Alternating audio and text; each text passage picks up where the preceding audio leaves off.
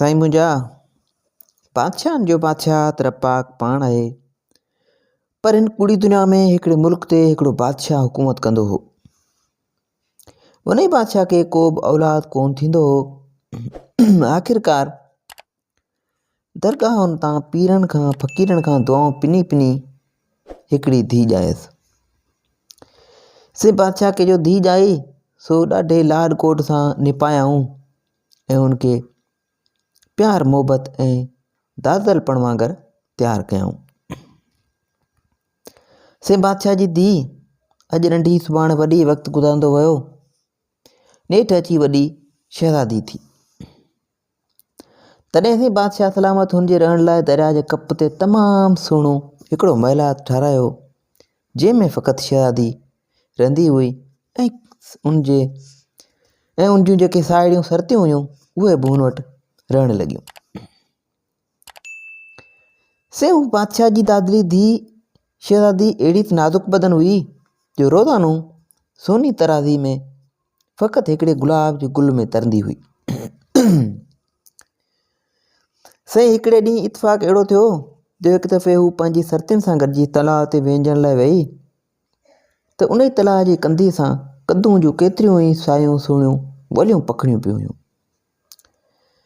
जिन में से मज़ेदार पीला पीला सुहिणा गुल टिड़ा बीठा हुआ। वेंझदे वेंझदे हिकिड़े गुल ॾांहुं शहज़ादी जी दिलि छिकिजी वई। उहो गुल बि वल मां छिजी अची तलाउ में पियो ऐं पोइ तरंदो तरंदो लुॾंदो लमंदो सिधो शहज़ादी वटि आयो। ऐं साईं इतफ़ाक़ अहिड़ो थियो जो शहज़ादी जे वात में पइजी ॻिजी वियो। पोइ साईं शहज़ादी वेंझी सेंझी तयारु थी शहज़ादी मोटी पंहिंजे महिलात में आई। से शहज़ादी खे इहा ॻाल्हि ज़हन में ई न रही त को हू गुल खे ॻिही वई आहे। कुझु ॾींहुं गुज़रिया त हिकिड़े ॾींहुं शहज़ादी जी तौर हिकु गुल खां वधी 2 गुल थी पई। वरी साईं ॿिए ॾींहुं टे ॾींहुं 2 गुल, पोइ 3 गुल ऐं अहिड़ी तरह शहज़ादी जी तौर 4-5 गुलनि खां थींदो थींदो वधी वञी हिकिड़ी गुलनि जी टोकरी खे पहुती। ऐं प्यारा साथियो, अञा बि हिकिड़ो गुल शहज़ादी जे तौर रोज़ानो वधंदे रही। इहा जो सूरतहाल ॾिठो त उते बाग़ान शहज़ादी खे चयो, साइण ख़ैर त आहे जो तुंहिंजी तौर रोज़ानो वधंदी वञे थी। शहज़ादी इहा ॻाल्हि ॿुधी पहिरें पाण बि हैरान हुई, पर जॾहिं बाग़ान जे वाथां इहा ॻाल्हि ॿुधाई त वेतर हैरान थी वई ऐं चयईं त मूंखां थी पुछी मूंखे कहिड़ी सुध। शहज़ादी हैरान ऐं परेशान हुई। बाग़ान सिधी बादशाह वटि आई ऐं अची खेसि सारी हक़ीक़त ॿुधायईं। बादशाह सलामत बाग़ान जे वाथां अहिड़ी ॻाल्हि ॿुधी सिधो पंहिंजी धीउ वटि आयो। बादशाह साईं पंहिंजी धीउ वटि आयो ऐं घणो ई पुछाईंसि ॻाछाईंसि, अमड़ मुंहिंजी धीउ ॿुधा त छा मसइलो आहे। पर साईं शहज़ादी वीचारी कुझु बि ॿुधाए कान सघी। साईं वक़्तु गुज़रंदो वियो। थोरनि घणनि ॾींहंनि खां पोइ मालूम थियो त शहज़ादी 2 ॼीअनि सां आहे। खेसि उमेदगारी आहे ऐं संदसि पेट में को बचिड़ो आहे। साईं उहा ॻाल्हि हिकिड़ी माई खां ॿी माई, ॿी खां टी माई, ऐं इहा ॻाल्हि पखड़ी वई ऐं थींदे थींदे राजभाग मां थींदे ॻाल्हि चौधारी पखिड़िजी वई तां जो ॻाल्हि वञी बादशाह जे कन ताईं पहुती। त बादशाह खे इहा ॻाल्हि ॿुधी ॾुख बि थियो ऐं कावड़ बि ॾाढी लॻी। ऐं नेठि वीचारे बादशाह पंहिंजी साईं दादली शहज़ादीअ खे चवाए मोकिलियो त राति विच में महिलात छॾे जेॾां वणे तॾां हली वञ, तो मुंहिंजी इज़त लॼ न रखी आहे, जेॾां जी आहीं हितां निकिरी वञ।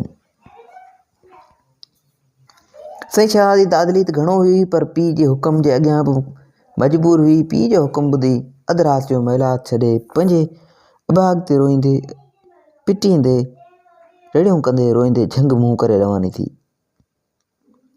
से हलंदे हलंदे सुबुह थी वियसि ऐं शहज़ादी थकिजी पई।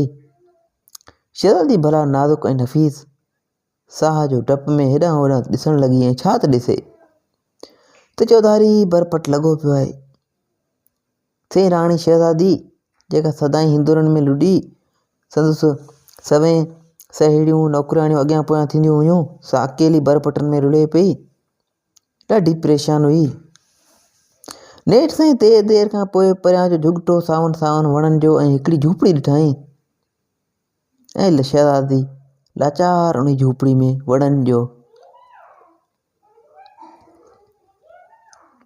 जो पासो वठंदे वठंदे उन झूपड़ी वटि वञी पहुती ऐं घिड़ी वई।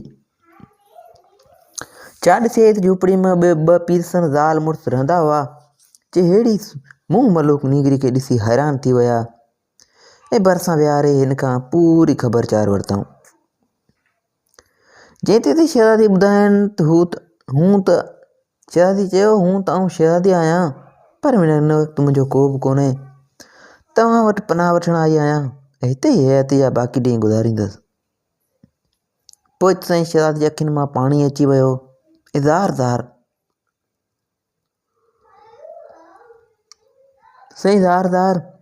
ॻाढ़ा ॻोढ़ा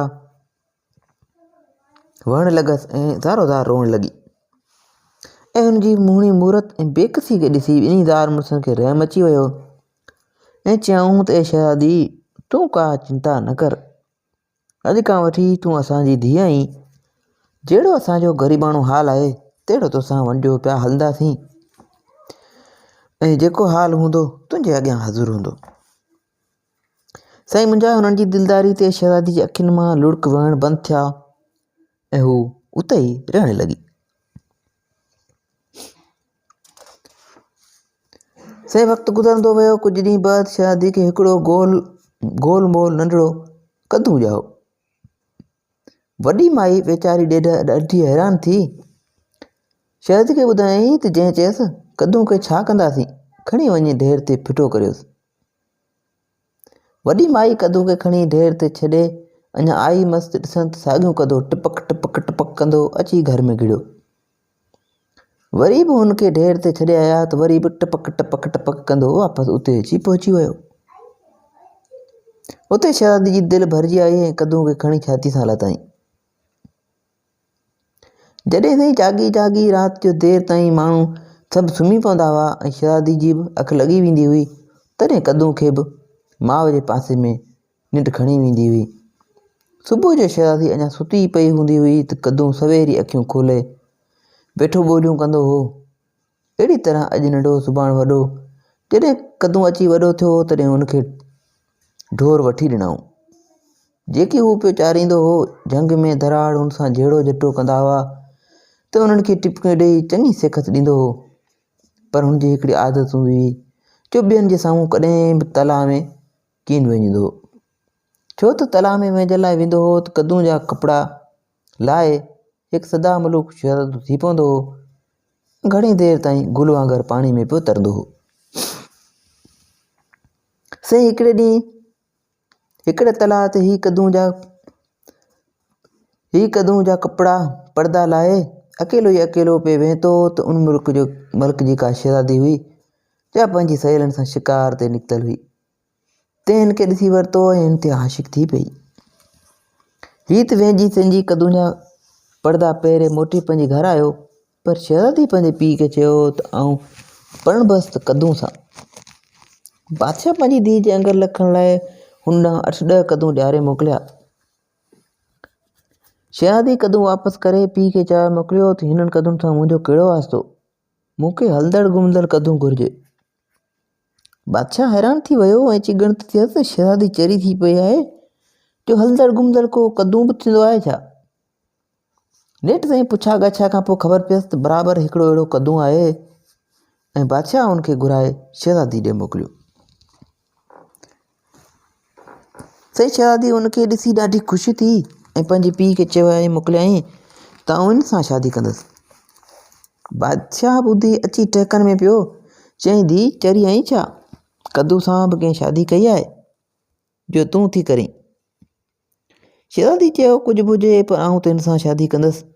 उहा ॻाल्हि सॼे शहर में पखिड़िजी वई, हर को पियो खिले ऐं सभु को पियो चवे त शहज़ादी कद्दू सां थी शादी करे।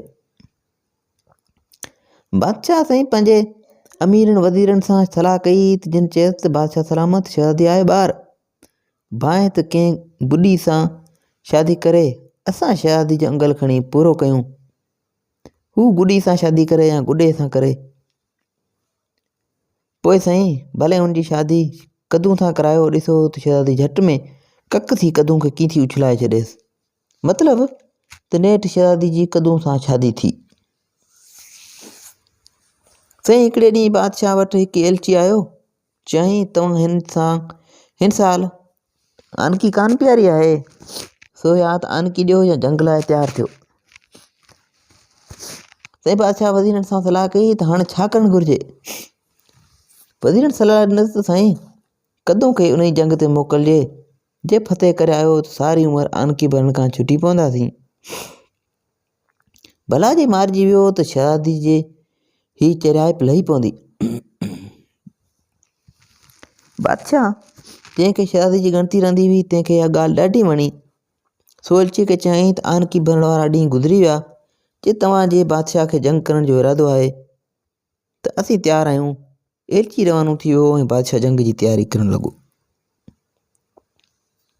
जॾहिं जंग जो वक़्तु वेझो आयो तॾहिं बादशाह कद्दू खे चयो त हाणे जंग लाइ तयारु थी। नेठि साईं कद्दू लश्कर वठी जंग जे मैदान ते आयो ऐं पंहिंजे सॼे लश्कर खे चयईं को बि माण्हू जंग न करे, ऐं हिकु ई हिन लाइ काफ़ी आहियां। ईअं चई दुश्मन जे लश्कर में काए पियो ऐं हुनखे जेको धकु हणे तंहिंजो धकु हुनखे ई लॻे, हुनखे लॻे ई न, ऐं जे लॻे त असर ई न कोन करे। ऐं हीउ टिपो ॾेई कंहिंजो मथो फाड़ियो वेठो आहे, कंहिंजो पासठियूं भॼियो वेठो आहे, कंहिंजी टंग चट त कंहिंजी सी ॿांह चट। तव्हांजो केतिरा ई माण्हू मारे छॾियईं ऐं नेठि वञी लश्कर जे सरदार खे झलियईं। दुश्मन जी फ़ौज सम्झो त हीअ अलाए कहिड़ी अज़गैबी आफ़त आहे, हुनखां केरु बचे केरु बचंदो, केरु बची केरु बचंदो। सो पोयां पेर करे उथी भॻा। पोइ कद्दू लश्कर जे सरदार खे कंध खां झले बादशाह वटि वठी आयो। उहो ॾिसी बादशाह ॾाढो ख़ुशि थियो। कद्दू जंग खटे महिलात में आयो ऐं अची पंहिंजी शहज़ादी सां मिलियो। राति थी सभु को वञी आरामी थियो। कद्दू बि पंहिंजी लिक वारी पोशाक लाहे सुम्ही रहियो। कद्दू जे परदनि लही वञण करे सॼी महिलात में शुआ थी वियो ऐं फतहनि जे शादमाननि में जेकी माण्हू जाॻिया पिए तिन शुआ ॾिसी सम्झो त महिलात में बाहि लॻी आहे।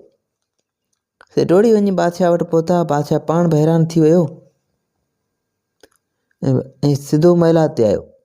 अची खणी ॾिसे त शहज़ादी जे भर में हिकिड़ो सदा मलूक शहज़ादो सुतो पियो आहे ऐं विहाणे जे भरिसां कद्दू वारा ऊदा पीला पर्दा लथा रखिया आहिनि। उते बादशाह पंहिंजी अहिड़े परीदाद नाठी खे ॾिसी ॾाढो ख़ुशि थियो ऐं माण्हुनि खे ॿुधायईं इहा बाहि कोन्हे पर मुंहिंजे परीदाद नाठी जी सूंह जी तजली आहे। उहा ॻाल्हि ॿुधी हर को माण्हू वापसि मोटी वियो। कद्दू राति राति जो पर्दा लाइ सुम्हंदो हो ऐं ॾींहं जो पर्दा चाढ़े छॾींदो हो। शहज़ादी खे इहा ॻाल्हि न वणी, तंहिं छा कयो जो हिकिड़ी राति कद्दू जा पर्दा खणी साड़े छॾियईं। कद्दू सुबुह जो उथी ॾिसे त पर्दा आहिनि ई कोन। शहज़ादी खां पुछाईं, जंहिं चयसि उहे त मूं साड़े छॾिया। उहा ॻाल्हि ॿुधी हू कावड़जी पियो ऐं हिकदमि लेटी पेटी कबूतर थी उॾामी हलियो वियो। वेंदे वक़्तु शहज़ादी खे चई वियो त मुंहिंजा पर्दा सो साड़िया अथई, पर तूं बि सॼी उमिरि पई सड़ंदे पजरंदे। चवनि था त उहा शहज़ादी पोइ कबूतरनि खे ॾाढो भाईंदी हुई ऐं जॾहिं ॾिसबो हुअसि तॾहिं तलाउ ते कद्दू जे गुलनि ॾांहुं वेठी ॾिसंदी हुई ऐं ईअं ई पेई हर घड़ी थधा साह भरींदी हुई। सची उमेदु आहे तिन कहाणी जो मक़सदु तव्हांखे सम्झ में अची वियो हूंदो त कॾहिं बि कंहिंसां दगा दोखो न कजे ऐं कंहिंजी मोहबत जो नाजाइज़ फ़ाइदो न वठिजे। सचो हिन क़िस्म जूं वधीक कहाणियूं किसा ॿुधण जे लाइ असांजे यूट्यूब चैनल खे सब्सक्राइब कंदा ऐं दुआउनि में यादि रखिजो। अल्लाह हाफ़िज़।